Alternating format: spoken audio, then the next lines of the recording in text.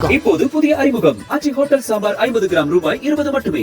அனைவருக்கும் இதயத்தின் பொங்கல் நல்வாழ்த்துக்கள். பொங்கலோ பொங்கல்.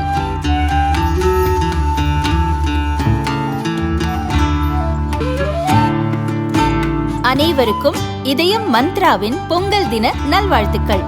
பொங்கலோ பொங்கல்.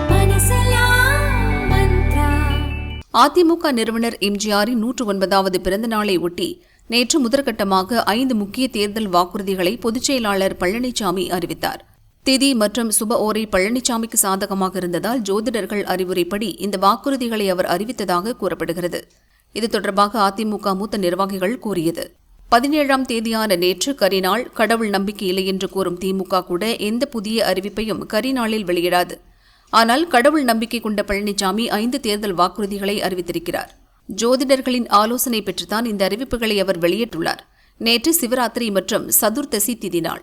அமாவாசை மற்றும் பௌர்ணமியில் இருந்து வரும் 14வது நாள் சதுர்த்தசி திதி. அமாவாசைக்கு அடுத்து வரும் சதுர்த்தசியை சுக்கிலபட்ச சதுர்த்தசி என்றும், பௌர்ணமிக்கு அடுத்து வரும் சதுர்த்தசியை கிருஷ்ணபட்ச சதுர்த்தசி என்றும் கூறுவர். ஆண்டுதோறும் தீபாவளி பண்டிகை ஐப்பசி மாத தேய்பிறை சதுர்த்தசி திதி நாளில்தான் கொண்டாடப்படுகிறது. இது நரக சதுர்த்தசி என்றும் அழைக்கப்படுகிறது. இந்நாளில்தான் பகவான் கிருஷ்ணர் நரகாசுரனை அழைத்தார்.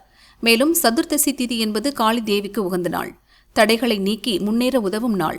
சனிக்கிழமையில் வரும் சதுர்த்தசி திதி நல்ல பலன்களை தரும். இது தவிர காலை 9:40 மணிக்கு மேல் பூராடம் நட்சத்திரம் என்பதால் அதில் செய்யும் காரியம் வெற்றியடையும். அதை கணக்கிட்டே நேற்று காலை 11:30 மணிக்கு மேல் தேர்தல் வாக்குறுதியை பழனிசாமி வெளியிட்டுள்ளார். மேலும் காலை 11 மணி முதல் 12 மணி வரை புதன் ஓரை, மதியம் 12 முதல் 1 மணி வரை சந்திரன் ஓரை காலமாகும். சனிக்கிழமைகளில் சனி ஓரை, செவ்வாய் ஓரை போன்ற அசுப ஓரையை தவிர்த்து குரு, சுக்கிரன், புதன், சந்திரன் ஆகிய ஓரைகளில் முக்கிய பணியை மேற்கொண்டால் வெற்றி கிடைக்கும்.